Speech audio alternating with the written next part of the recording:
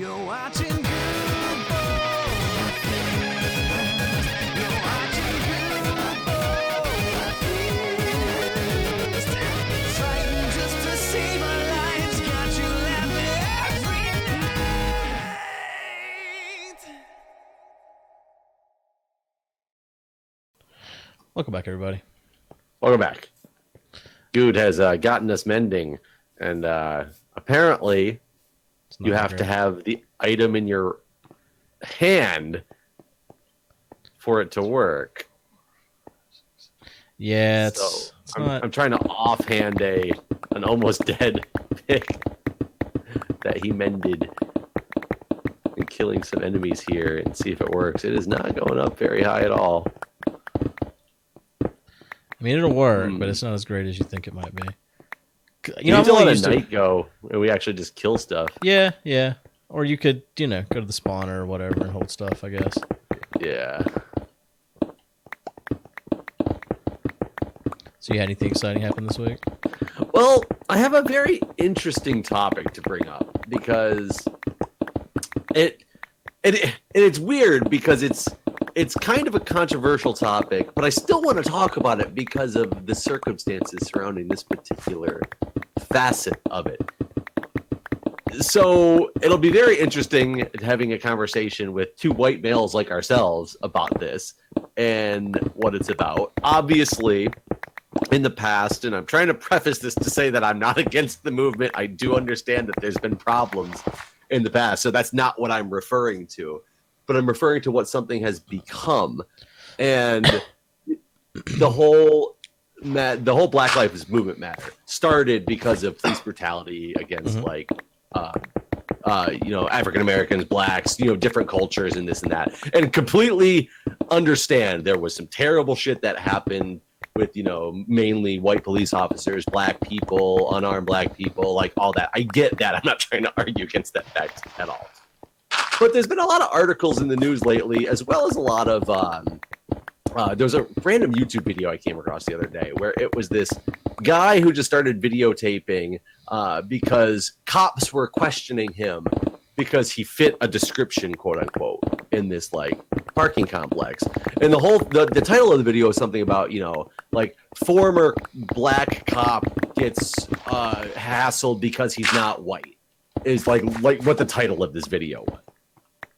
And I was like, all right, this would be kind of interesting to watch. And the whole thing was literally just this guy sitting there and yelling at all these police officers about how they have no right to talk to him because the police officers are all white and he's a black guy.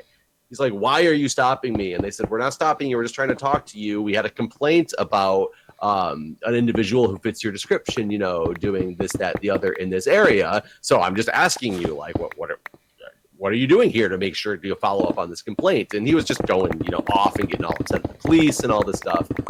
And it was, all part of this, whole cultural thing. But I see that stuff all the time on these videos, these news articles and all that stuff lately, especially after this, Black Lives movement started a while ago.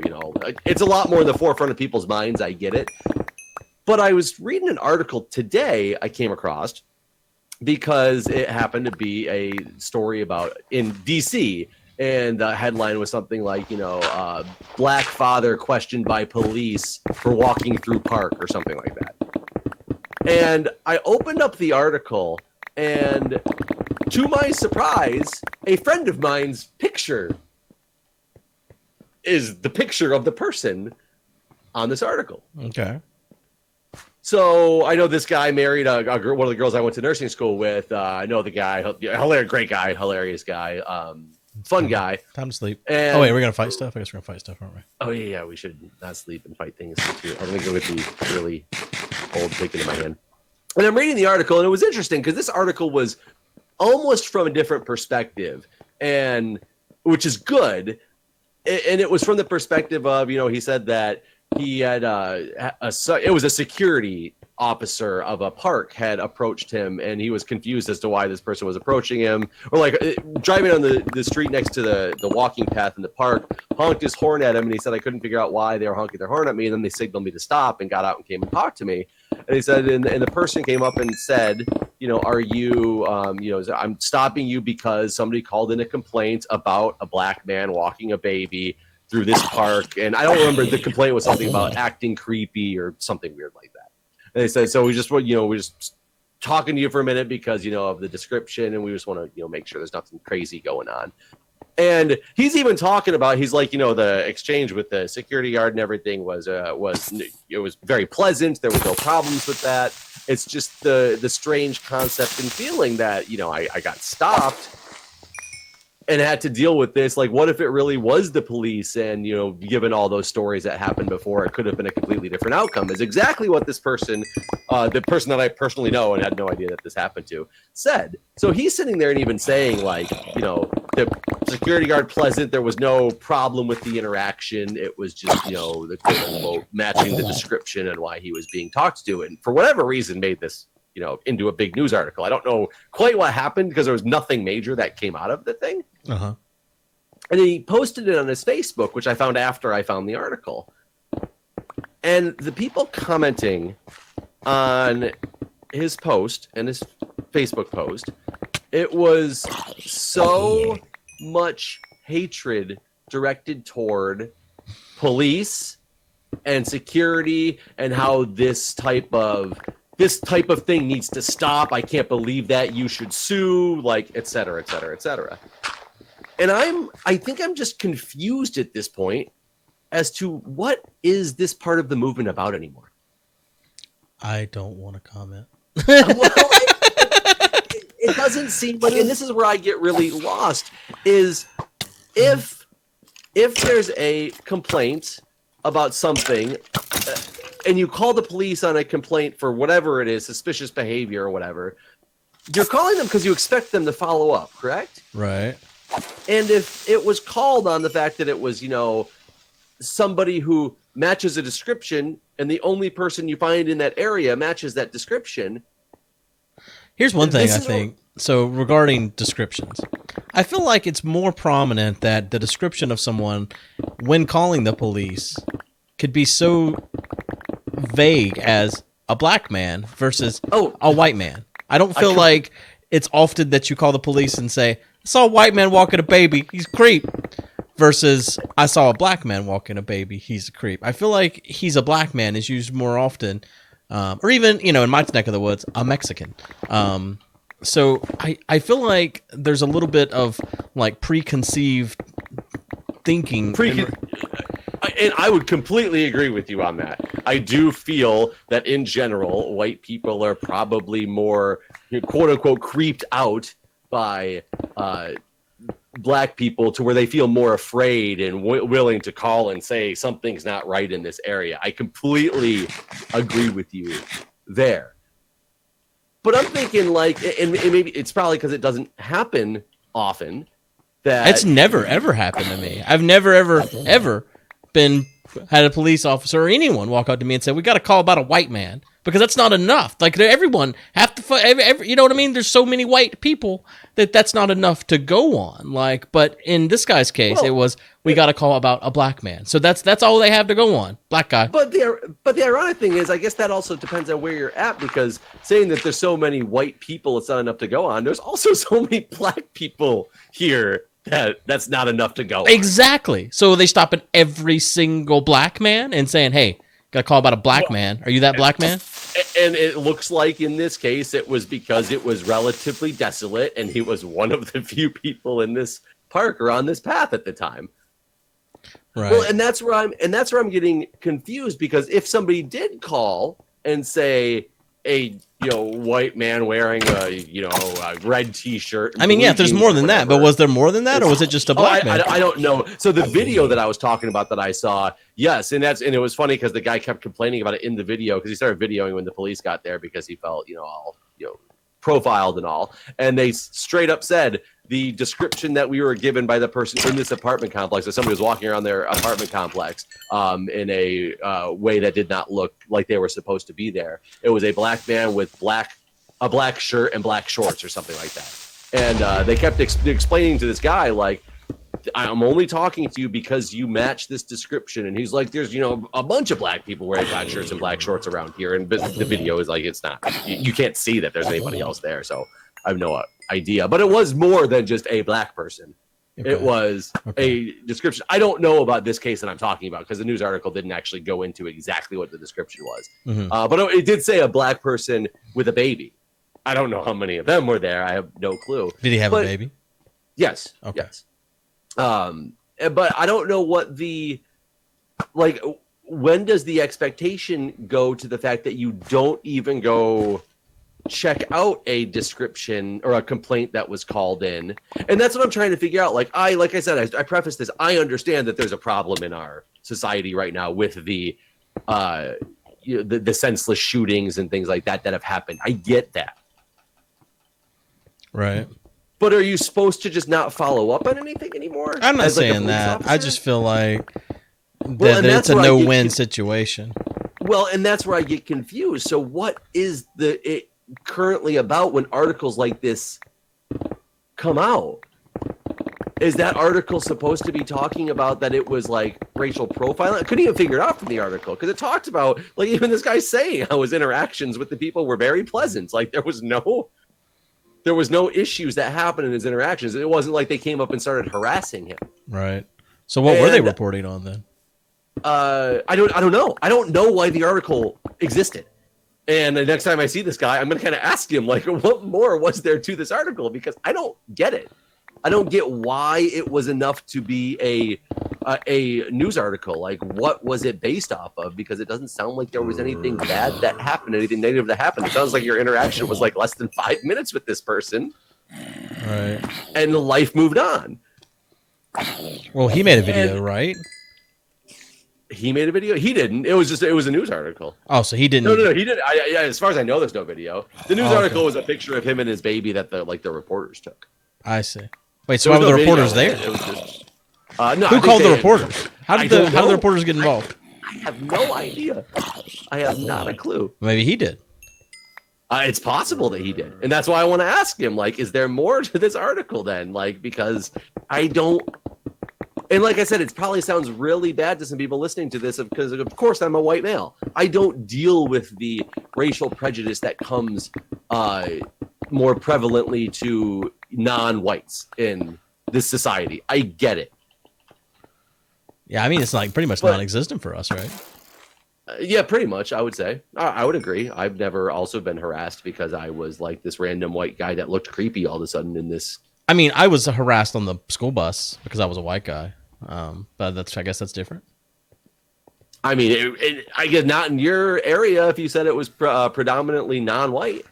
Well, yeah, this is Rock Hill, South Carolina, and most of it was like probably 80 to 90% of the people on the bus were non-white, and so yeah, the white boys were picked up.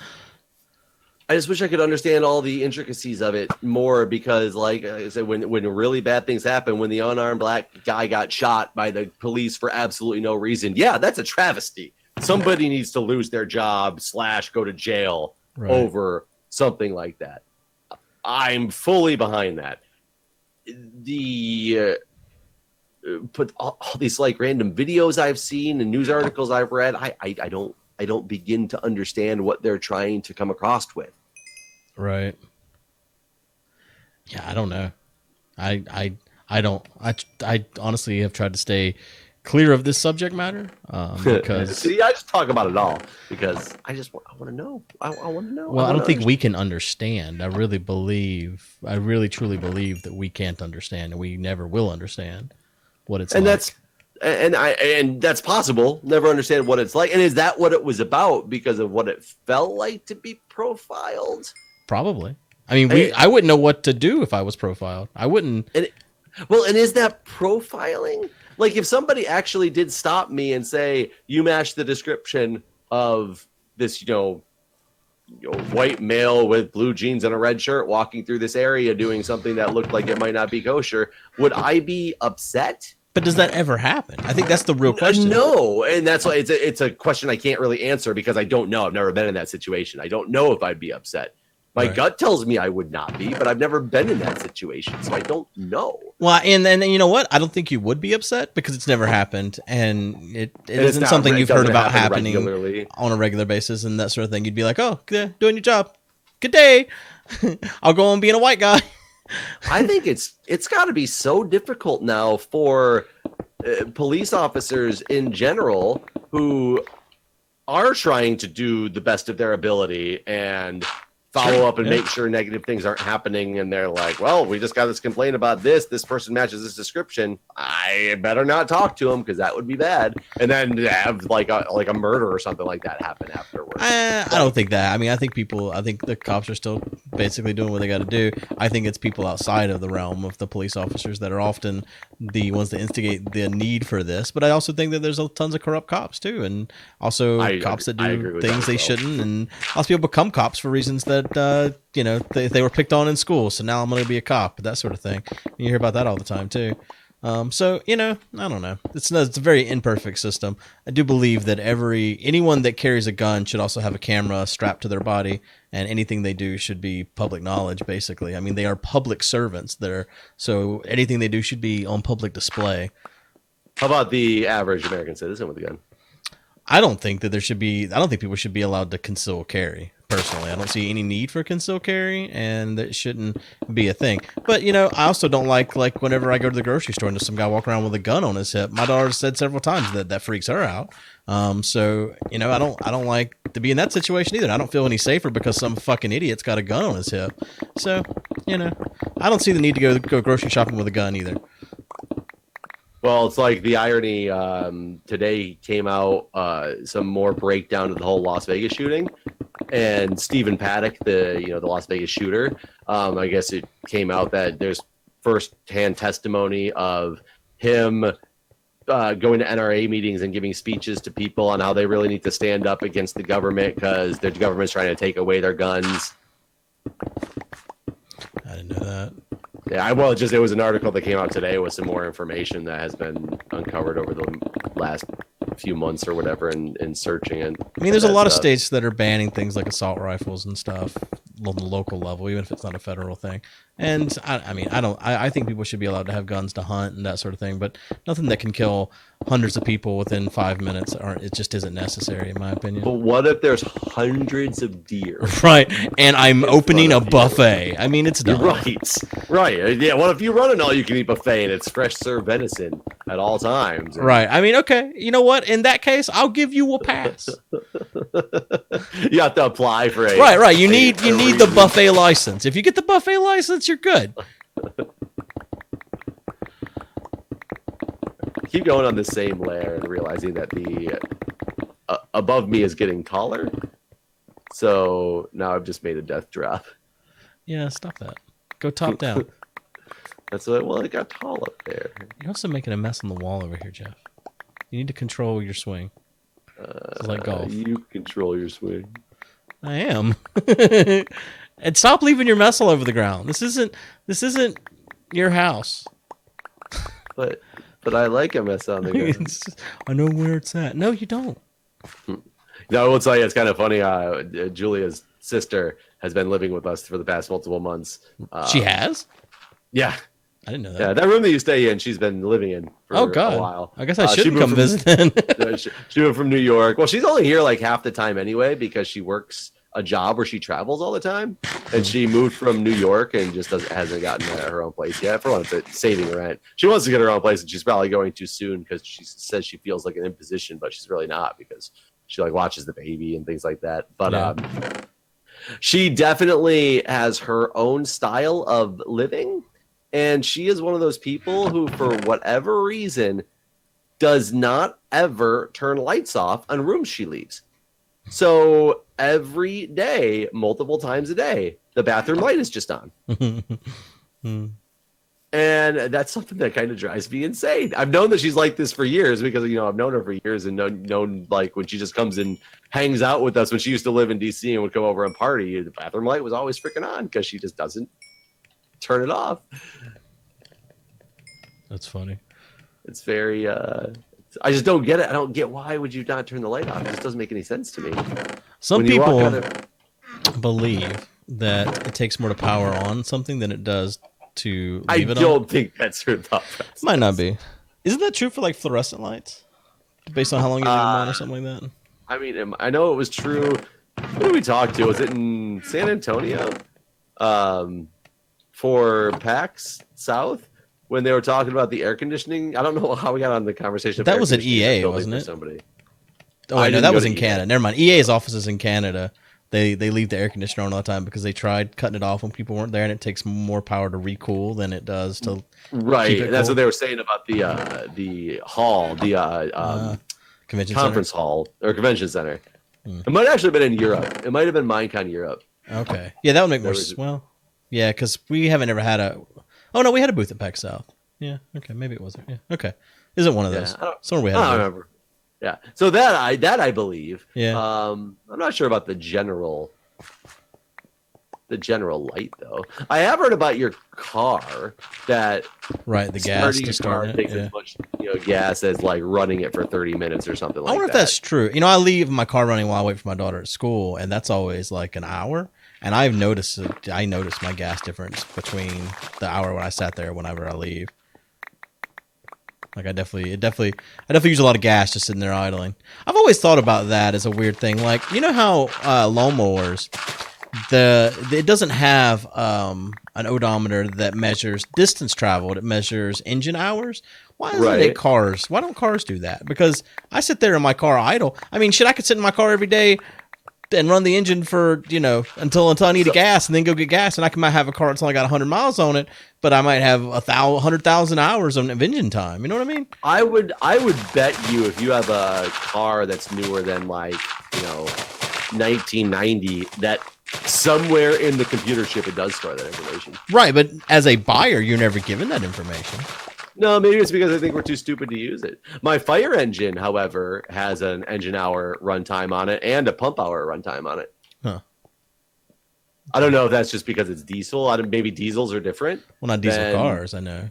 Like they don't show it at least again publicly. They still, I've never owned a diesel vehicle, so I don't know. But I know the engines and the ambulances both have stuff for them. But I bet you that has more to do with the required maintenance. Yeah, that you're probably expected to upkeep on. Well, that's the thing too. Is I change vehicle. my oil X number of miles. Well, I mean, I never hit my mileage, so I always change it once a year. But if I did hit my mileage, you would change it every 5,000 miles or whatever. So again, I sit in my car idle all the time. I wonder if I should be changing my oil more than I do. I mean, probably. Yeah. I mean, what they usually say, there's a manufacturer's recommendation, which is usually way different than what any oil change place will tell you because they want to get you in there a lot sooner. But it's 3,000 miles or 3 months is what they always say. And usually manufacturers nowadays it's between 9,000 and 12,000 miles that you should be able to go between an oil change without any issues, according to the manufacturer. But it's vehicle dependent, but it's somewhere around that. Yeah, area. Volkswagen tells me once a year or every 5,000 miles. Well, that's interesting. Yeah. I'm surprised once a year. I've never actually heard the once a year part. Yeah, I only get my oil change once a year because I never go 5,000 miles. I only get my oil change once a year too, but that's just because I didn't get a chance to change it last year. Oh no, Jeff. I mean, but you got it. Well, you don't go far in DC. I still don't drive that many miles. It's I drive 3 miles to work every day. Yeah. Yeah. The farthest I drive is 9 miles to the fire station. The sad part is it takes them 4 hours. Yeah, it does. Fire station, when I have meetings on Wednesday nights, I leave my house at 5:30 to get to a 7 o'clock meeting 9 miles away. Actually, granted, that one takes me 30 miles. It's really strange. If I go straight from the hospital, you take a route through the center of DC, which sucks because of traffic, but it's only 9 miles long. At my house, instead of going back through more of DC, I take the loop around from the BW Parkway up to 495, and it's a 30-mile loop, but it takes you the exact same amount of time. Jeez, that's just absurd and wrong and awful. Where is this block, and why can I not see it? What block? Oh, right-click it. Yeah, Breon said, you know what? Everything Breon suggests is basically bullshit. know if you know Breon, but he suggested borderless gaming. It was awful. Did you say if I don't know? I said I don't know if you know Breon. I guess you met him at the marathons. Yes, multiple of them in London. Did Breon go to London? Yeah. No, he didn't. I'm pretty sure he did.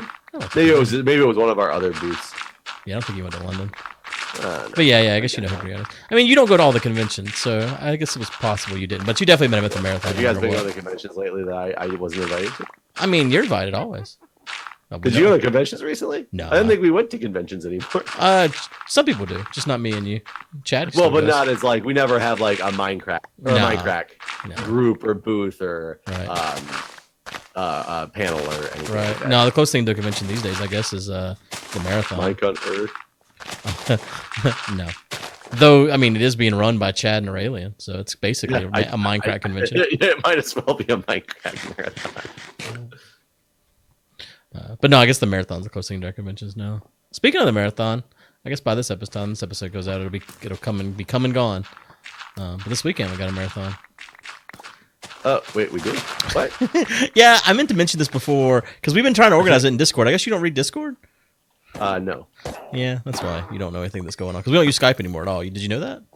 I don't. Yeah, I don't even have Skype turned on anymore. Yeah. But I don't. I just Skype. At least I had a system for glancing over at my Skype and being able to easily see messages in the categories I need to see messages in. Yeah. I don't use Discord enough to know the nuances to getting that set up in an easy to see way.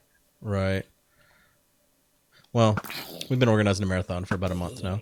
Oh, okay. So yeah, it's this weekend. Next weekend. What's happening in it? There'll be a UHC. It's instead of how we do. It's a spring It's a spring marathon, so it's not. We're not going anywhere.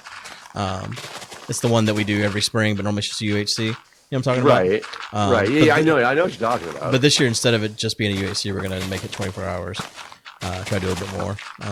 So yeah, we should. The opening starts on the server, so I want to mention this to you not because I noticed you hadn't been talking in Discord about it at all. I was like, the only other person that plays on the server with me. Hopefully, you could be here. Is the schedule all filled up? No. So if you want to stream, but so the hours that aren't filled are awful. I wouldn't expect that any other way. Yeah. But I mean, I might stream. Who knows? We'll see. Okay. I'll look at the schedule, see what's going on. Yeah, you can join me the way I'm the first 14 hours I'm here. Jesus Christ, man. Yeah. It's my marathon, really. It's the Guude marathon for Extra Life. I'm actually going to an Extra Life DC event. Really? I was invited to some opening ceremony type deal for the DC group of it sometime next month. DC and Guild? It happens to be I don't know if it's the guild or what, but it was it happens to be at Children's Hospital in DC at cool. 2 to 5 on a Friday. I literally stare at Children's Hospital out my window. Oh, okay. So I'm just gonna walk over there and be like, "What's up? That's cool. I'm here for the event." That's cool. Do you have your own personal page? You probably don't because we. So I do. No, I do. They had me make one after the Extra Life United. Oh, because there was some money involved. So I guess I ended up donating somehow $200 and some odd. Right, from those little bucks or whatever. Yeah. So I never gave my bucks to anybody. I didn't either. Because they collected them on that Saturday night or whatever. Yeah, I didn't either. So I didn't know what happened to my bucks either.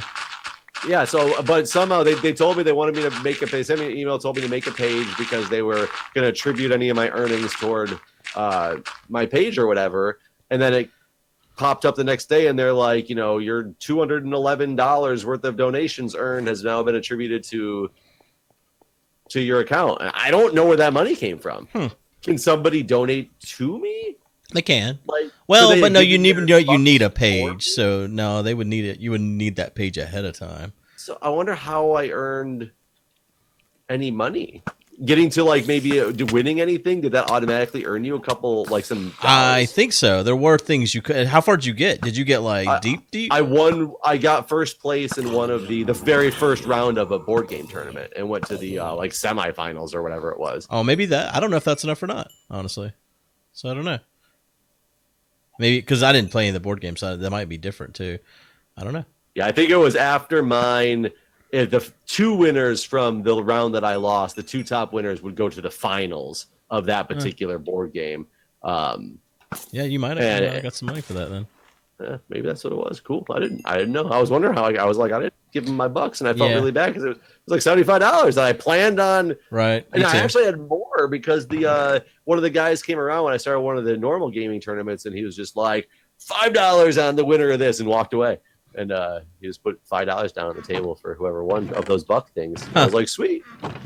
That's cool. I mean, that happened to me with someone I was playing against, and they were like, let's bet 20 on the game. I was like, sure, whatever. And then I beat him. And so I had that. And also I beat Arcus at some Street Fighter and I took some money from him. And so I also had extra, but I also missed the turn in. So, yeah, poor kids. I'm about to die. Like, no joke. Don't die, Joe. Well, if you live, we're also out of time. Well, wouldn't I be? You would also be out of time, but if you'd be really out of time. Yeah. But yeah, thanks for watching, everybody. See ya.